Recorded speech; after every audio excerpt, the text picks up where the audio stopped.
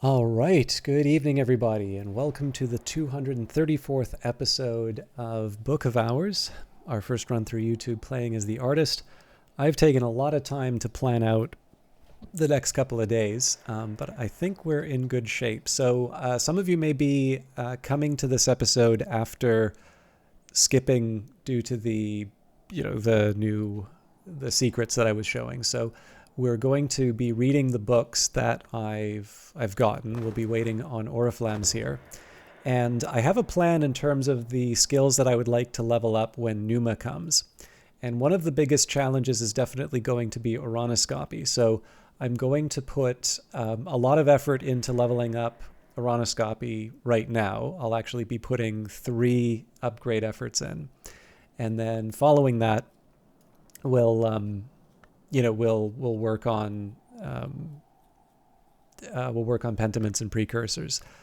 So for Oronoscopy, that's going to require Sky and Moon. So the easiest thing for us to do right now is just read as many Sky and Moon texts as I can get my hands on. So we'll start with Unhatched Hymns. Now, because I'm a little pressed for time, I'm going to be a bit selective in terms of what books I read for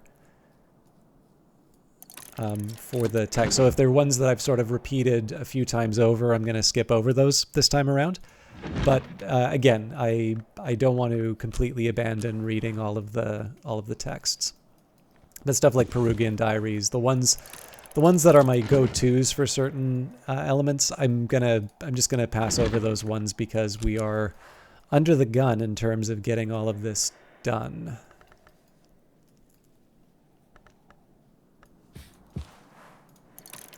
I should just double check here the numbers that I've got. So 1, 2, 3 is enough for my first level up.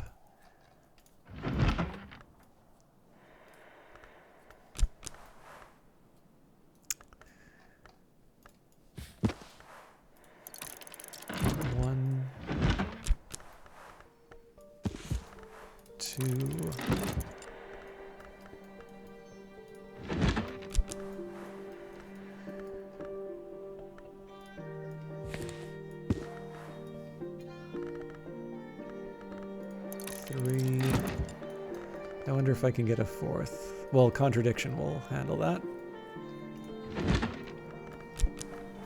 Okay, so that's 2 levels that for Oronoscopy that I'm getting right away. And then to make my life a little easier, we'll also get the Storm.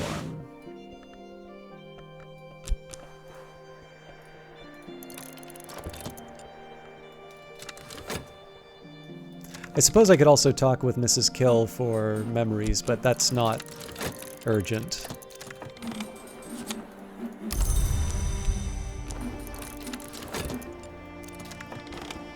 Alright, the thread parts, the weave is empty, the skies cry out. So we're actually almost ready to go with the first batch.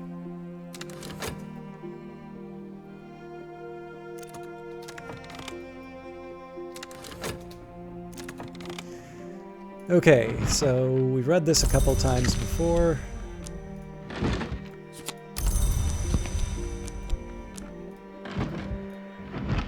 Morphe Codex. We did recently read this one, so I'm going to skip over that. Traveling at Night we did.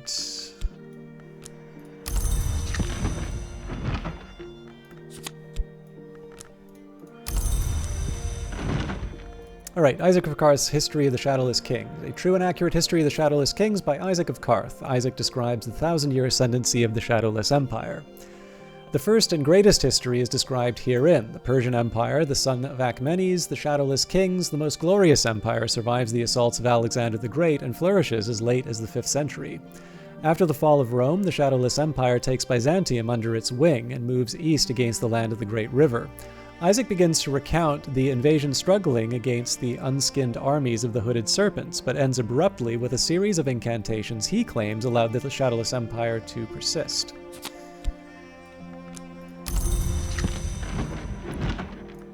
And De Bellis Murorum, an 18th century epic poem by the pseudonymous Solipstos. The poem elliptically describes a war between beasts, weather phenomena, and arcane concepts. It's quite specific about their tactics.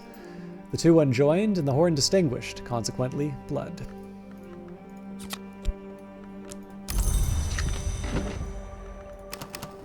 Okay, so let's just... I'm going to use the many-faceted lesson first, because if I...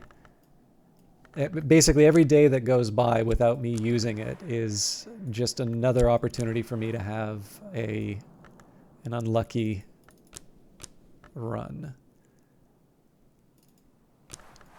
So another fruit plucked from knowledge's tree. Improve the skill to level 4.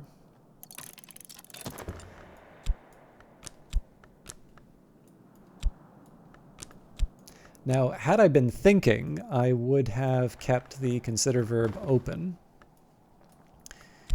because now I can't get my storm back. But I can at least get the confounding parable. And then I can just get some of the other moon stuff as well. So I need 3 more.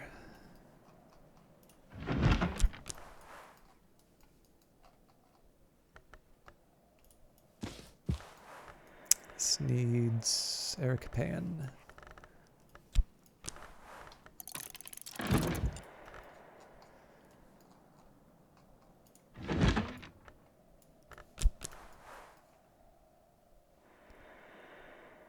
Okay, moon. So let's take the Republic of Teeth.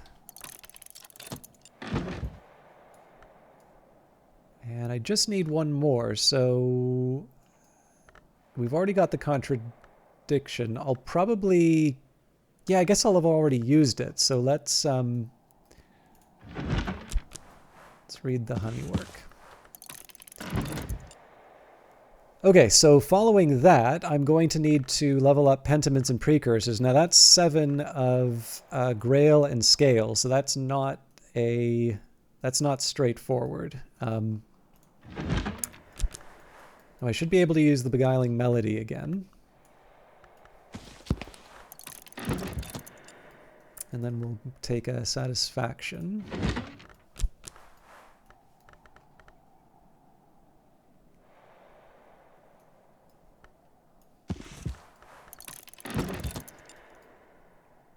Okay, so that's 2. Fear should work next.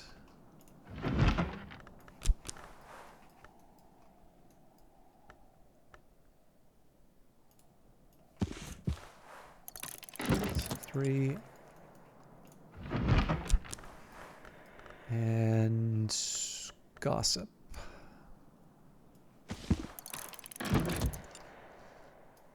All right, that's what I've got for now. Clearly, we're not going to be able to take this all the way, but it's a start.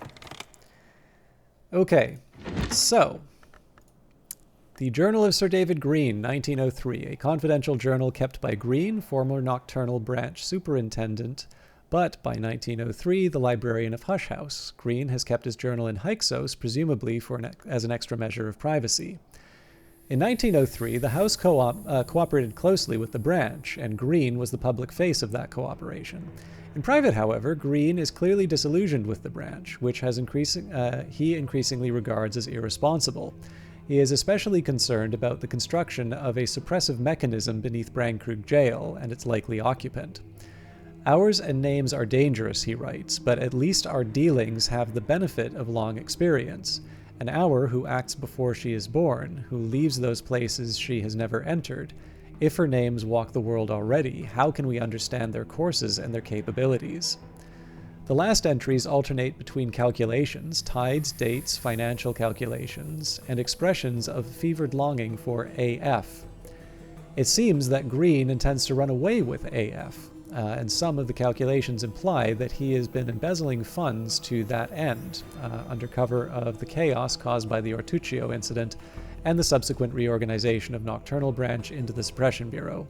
The entries, however, stop abruptly before the year's end. It's not clear whether Green did in fact abscond with funds and a fond friend, or whether he abandoned his journal for other reasons.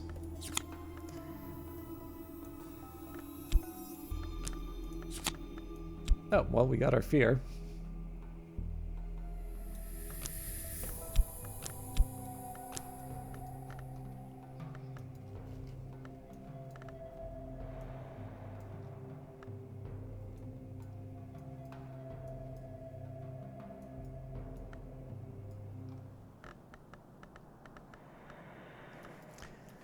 Let's keep that one tucked away, shall we?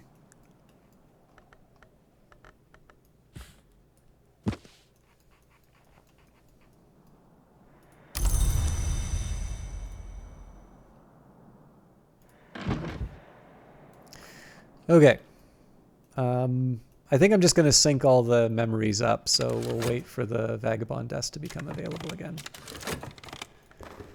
Okay, Gossip is welcome. Again, I don't think we can do anything with it, but the skill is now level 4. Its power aspects have also increased.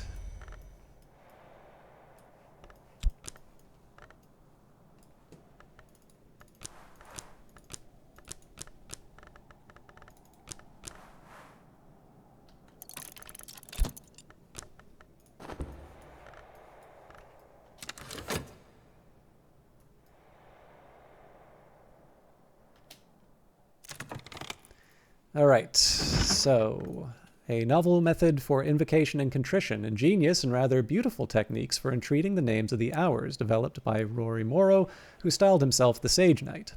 The techniques rely on the unique qualities of the Arecapean tongue. Morrow professes himself surprised that they serve better to entreat the names of the vagabond than the names of the lantern or winter hours. Morrow demonstrates that preliminal meter techniques can be used with sufficient rows to invoke the vagabond's names, transforming an enduring reflection into something wider of the sky.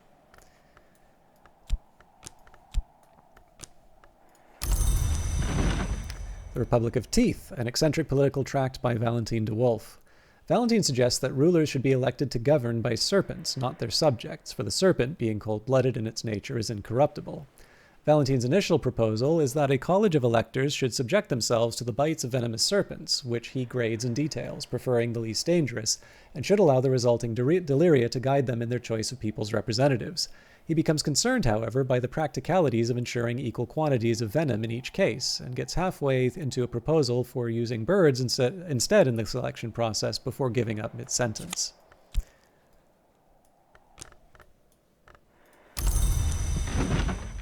Okay, so Morphe Codex is for... Am I missing one? No, here we go. Honey, the Comprehensive Guide. Harvey Hattington, pilot, polymath, confectioner, writes with great enthusiasm about the marvelous work of the bee. Hattington insists that all the primary aspects, nectar, scale, heart, lantern, moth, grail, are possessed by bees and expressed in honey. Clearly, he points out that there are only 6 primary aspects, as honeycomb has only 6 angles. Ugal ink is prepared with these techniques, but so is Skinshuck mead, and only Skinshuck requires honey. Just as any beverage or foodstuff can be improved with the addition of honey, so any garden is improved with the presence of bees, even those bloody blumberendi.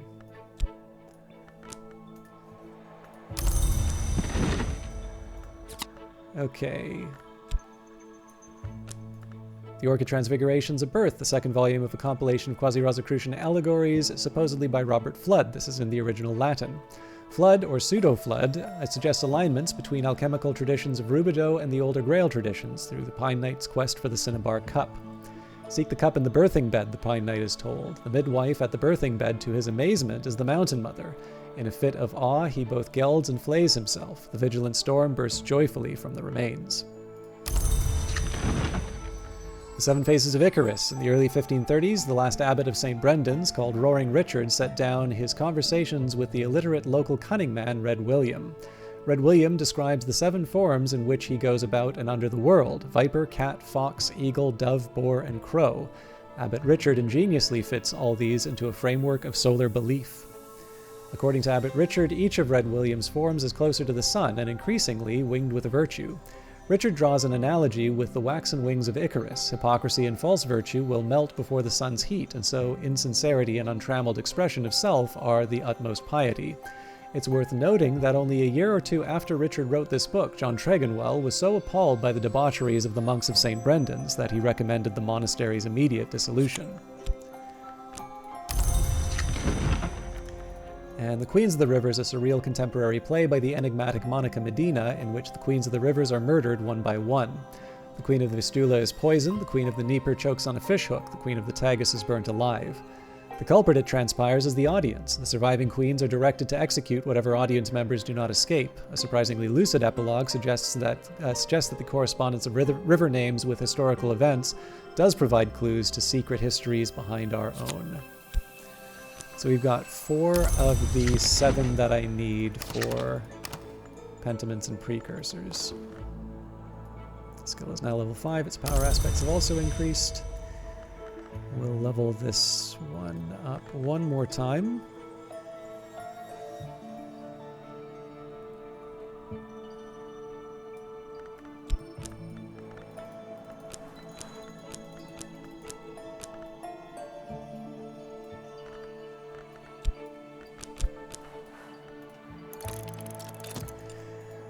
Okay. So let's think about... Oh, well, Savage Hymn would be a good source of scales, so we'll start with that.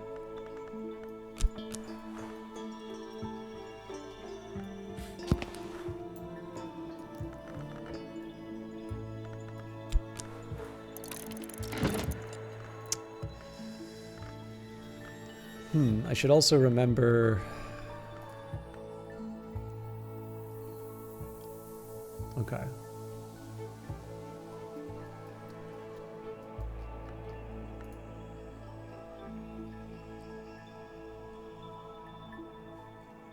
That is... Okay, yeah, no, this is fine. I'm studying a little bit because it just occurred to me that there's a couple of other... Yeah, there's definitely a few other things that I can do to improve my performance in Numa. Okay, let's focus on the task at hand. So we have now 5 of the required 7. Let's think about the next spot. So Salt doesn't help me here. Stolen Secrets doesn't.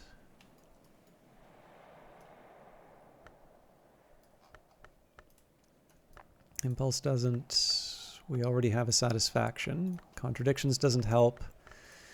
Foresight doesn't help, but Hindsight should.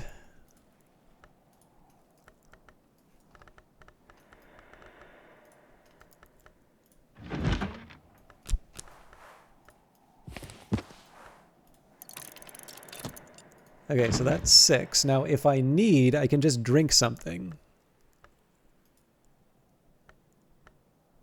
Or alternatively, I use the... You know what? Honestly, let's just use the Earth sign. Mind you, I need to wait on that.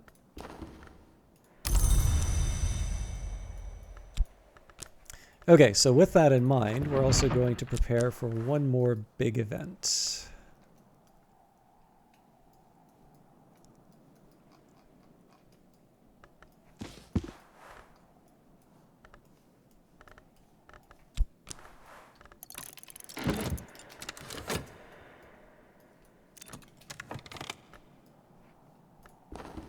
Oriflammes thanks you for your custom.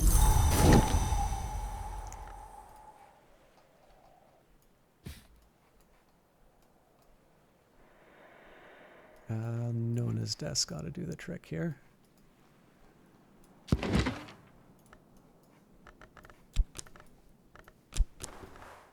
So I can master this mystery, enough Grail to match Mystery Grail.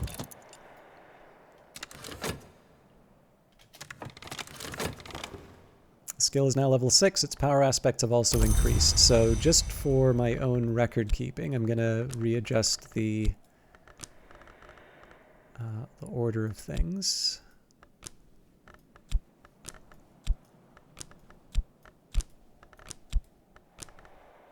This was committed, right? Yeah.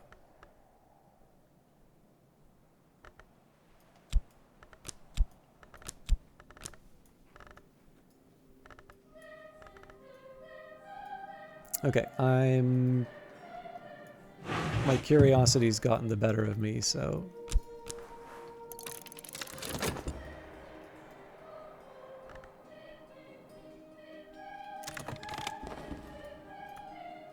Genealogical chart. 6 years ago, King George's heir Edward killed him in a quarrel over Edward's womanizing. The kingdom was saved from constitutional collapse by Henry Huddleston Abney Hastings, the 13th Count of London, who claims descent through the Plantagenet line. Heaven lift the new king. Collars was keenly interested in the history of the houses Tudor, Plantagenet, Hanover, Windsor, etc., all the way back to the days of the Leashed Flame. He has also doodled the Suppression Bureau seal by the name of King Henry's mother, Edith. Of course, Lady Edith serves as nocturnal secretary, the minister with final responsibility over the entire bureau.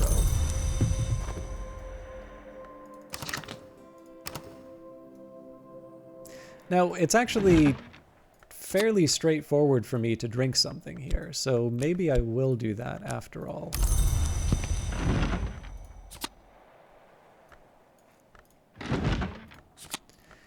Alright, Oblations and Iron, a monster hunting initiate of the hour named the Colonel, who identifies herself as Little Sophia, records the exhibits she has rendered to the Worm Museum in the Mansis. Little Sophia has never visited the Worm Museum, or even the Mansis in person, and evidently has no desire to do so. She mixes ink which incorporates the remains of her prey, writes her records in that ink, and then burns them before the Colonel's altar. It is essential, however, to permit no drop of the ink thereby obtained to enter any portal of the body, even a break in the barrier of the skin.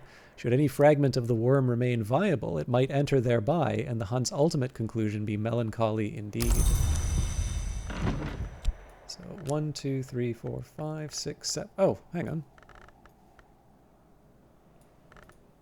Yeah, I don't need any more. So I'll just wait for the book. And here we go. A Child's Treasury of Golden Afternoons. Once upon a time, a very bad man encoded very bad secrets into the charming illustrations of a book of charming stories. Wake the pictures and you will see. This book houses a Newman, a truth so powerful it can perhaps believe itself. Lord Jacob Gristwood, surgeon, ethnologist, philanthropist. There is no proof that he ever kept children in hutches beneath his bed. There is no proof he vivisected cats at dinner with his penknife. The Suppression Bureau keeps its secrets. Here's your paint, whispered the wolf to the pale girl. Here is your knife for scraping, and here is your face.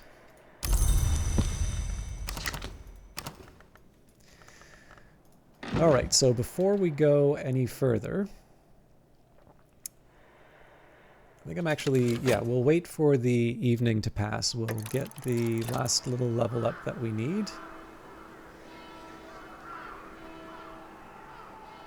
And then it's more or less straight on to Numa. An Impertinent Vitulation, a book of kitchen garden techniques and aphrodisiac recipes recorded by Ernestine Peterhans, the Iron Seneschal of Hush House for 3 generations of DeWolfs. I wonder what one went missing. Peterhans asserts, casually, that rousing liquor called Ruby-Wise Ruin with leaves and thorns technique can brew from flowers was a favorite of the notoriously severe Baron Thomas. If true, this would have raised eyebrows had it been known in his lifetime. Peterhans mentions that one of these leaves and thorns techniques with sufficient nectar aspect can supposedly cause a marvelous copper fruit to burst from wood, although she has never managed it herself, but in a certain season, pear trees in the Practic Garden will deliver something similar. So that's a really helpful one to get at the start. All right, do we have room for the satisfaction? Ooh,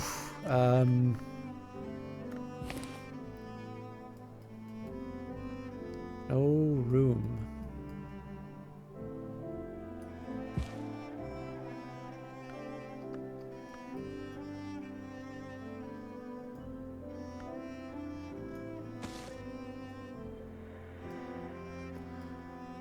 I wish I had a better way of signaling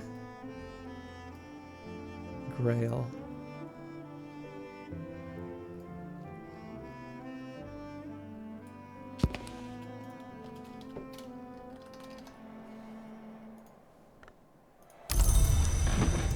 Okay, so let's level up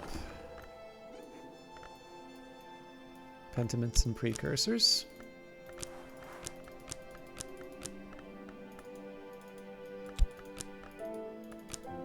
Oopsies. Alright, so fortunately the Merciless Alteration has me covered here.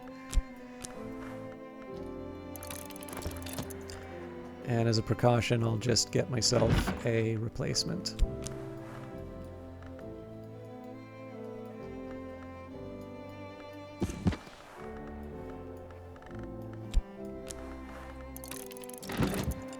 Obviously, we'll lose the Arab for the next morning, but that's not a hardship.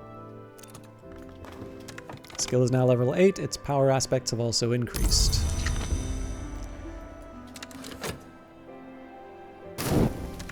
Alright, memories fade, assistance departs, but the soul is refreshed. So there's a couple things that I want to do today. One of those things is to figure out a memory to keep overnight.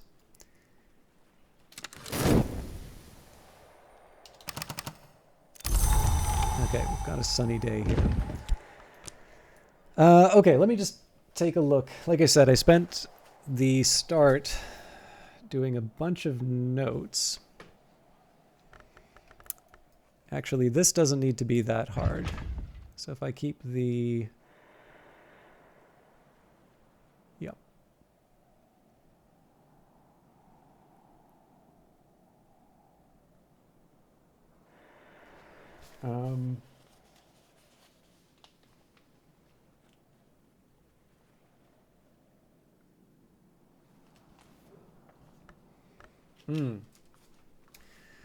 A stolen secret.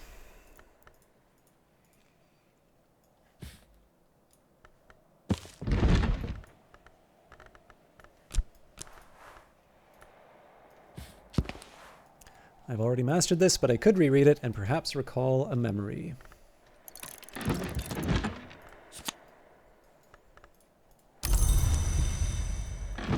And while this would be nice to kind of make a big, sort of a big moment out of, I think the time has come.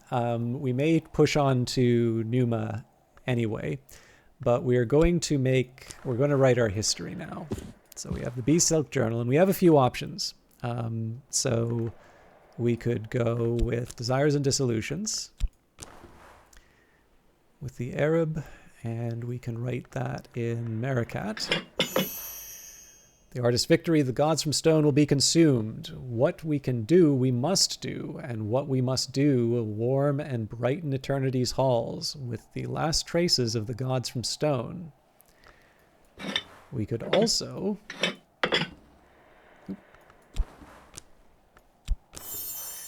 Second dawn brings war. Each flame has its fuel. The fuel of the second dawn is the hours themselves, all but the last, all but the victor, and so the dawn will be all the final colors. Or...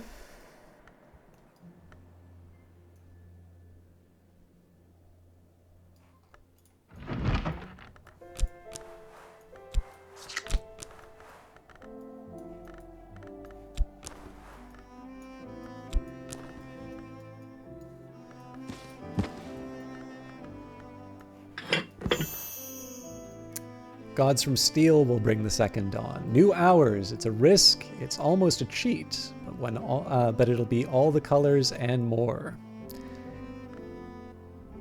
And this is the history we are writing.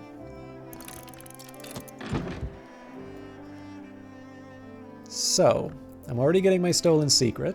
I'm going to take a second here and figure out what Newman I want to take into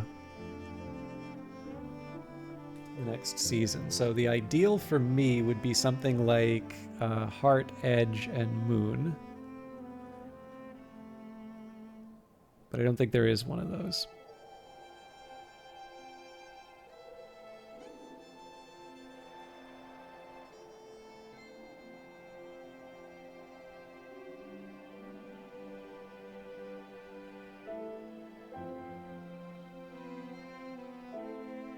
Interesting.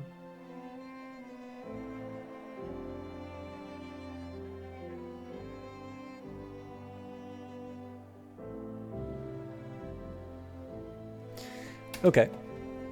So I think I'm going to bring in 3 rules.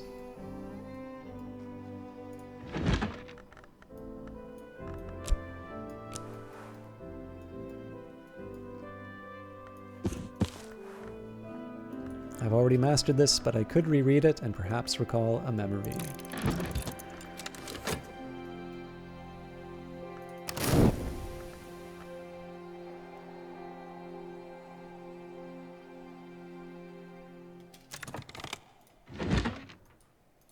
The Gospel of Zacchaeus, an extremely heterodox account of the Nazarene Messiah and his works, describing his ascension to the mansus through the opening of his body. 7 were the wounds of his body, 7 the doors of the house, 7 the lesser aspects of the hours, and knock the aspect above all, for the mother of ants is the mother of salvation.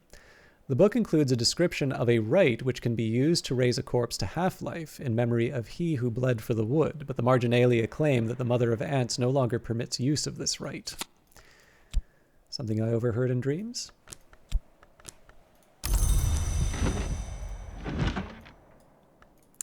The 3 and the 3 St. Chiavi manuscript. This book describes the operations of the chancel and the calyptra, 2 triads of hours with subtle, far-reaching powers and responsibilities. Of all the extant versions, this one has best survived the interventions of the calyptra.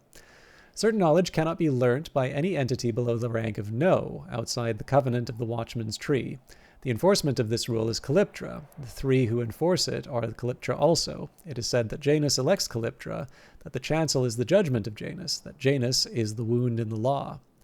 The watchman's tree is a compromise. If Calyptra could end it, they would. If the watchman could end Calyptra, he might. Between their planes conflicting, sparks illuminate the angles of unmade law. The hours are bound by their own edicts, even the chancel and the calyptra. That's why their deepest rules are secret. In certain histories, if we know those deepest rules, we know what even the chancel and the calyptra may not do.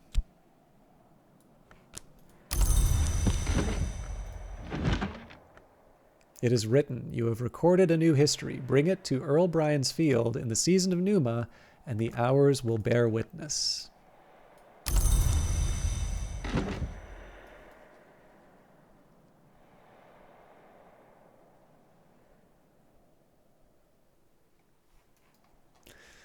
Let us carry on. So at this point, it's a rush to Numa. I know we're at the end of the usual time here, but I'm going to run the clock down. And then I believe, let me just take a quick look at the time here.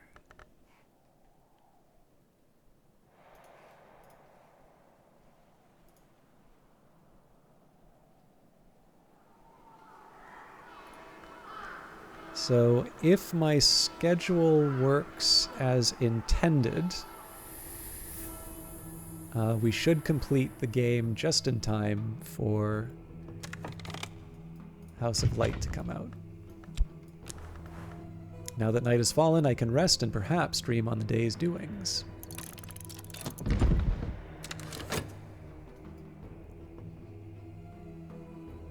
So I do apologize. I realize that this is going to be a bit of an extended, period of long silences. But I couldn't quite time out the... so one thing I was thinking of doing was leaving the...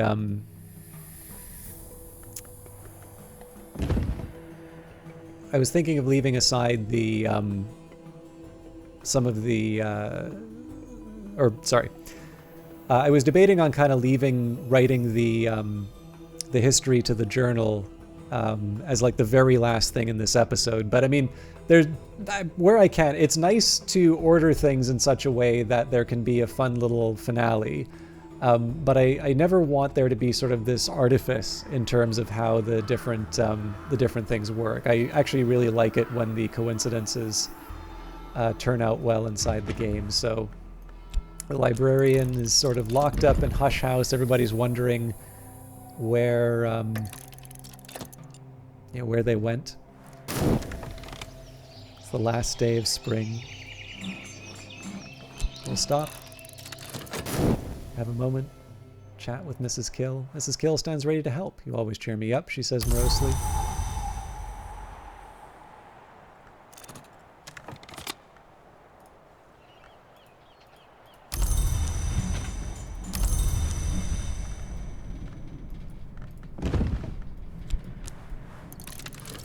Mrs. Kill has seen more of the world than she usually lets on. Conversations with her yield the occasional surprise.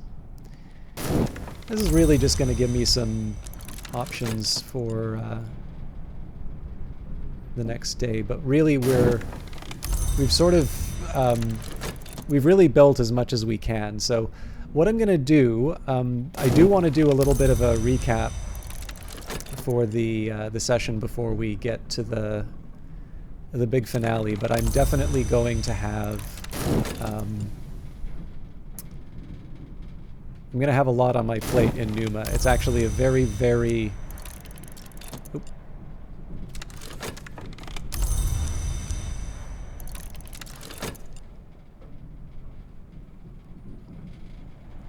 I've got a very narrow window in which all of this can happen, so... I'll do one recap of what we have inside of the journal on the eve of Numa, and I'll set myself up for Numa proper.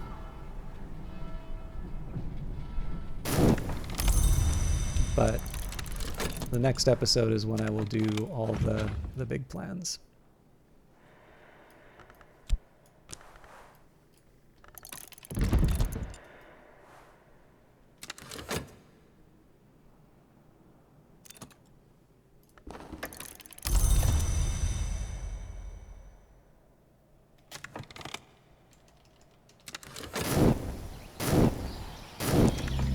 Here it comes! Speak to visitors, assistants, strangers, friends. We are at the... It's Numa. Numa, the shortest season, labyrinth season. The year when the year loses its way. When time is a river and memory a winged bird. In Numa, oddities ripen in the gardens of the Isle. Unexpected visitors arrive, memory departs. So, first step. We break up strings and song. Oh, right. Break up strings and songs. That brightness in the mist. Is it the sun? It might be unwise to gaze into it. Now, I've got a very specific set of things that I need to do for Numa, but I think that's better for me to work out. I really have one more shot to get this done properly. So I think I'm going to end it here. We will do a recap in terms of what's inside of the journal. Picasso, I'll give you Picasso. The artist came to Hush House to shape and share a history of primal, ultimate, unprecedented experience. Data was a start, the Surrealist Manifesto, a step along the road, but only a step. The road goes nowhere unless it goes into the wood, and that's a road we can only walk in the dark. Wait, no, not in the dark. In blood. Hip deep in blood. Oh, shut up, give it to me, I'll write it. The determinations we have made. Red, the first flower, the watchman's tree, is the covenant that forbids knowledge to mortals, but permits it in the covenant houses of the tree, like Brandkrug Isle. The red flower of Calyptra, the fire fueled by truth, was its first defense. Fire consumes knowledge, but fire also gives light. Grail the oldest. The red grail gives life. The grail takes life. The grail is not sated. The grail, who disdains contradiction, is the oldest hour that persists. Any that seem older are subsumed eventually in the grail's tides. Speech the sword. Language is a weapon. With language we breach the mansis. Without language we could not have fought wars. Without language we would still be apes, beetles, stone. And we arose from the filth of the wood. Our ancestors were born naked in the roots of the wood. All we ever were has risen from that darkness. With our hands and our mouths we shaped language from mud. With our mouths and our hands we will shape our future. Finally, history is not what happened, it's what is known to have happened. You have made a decision that will change the world's course. Bring your journal to the tree in the season of Numa. My history. I have recorded a history in which the gods from steel bring the second dawn through the Numan merciless alteration. And we will conclude our story in the next episode. Until then, take care.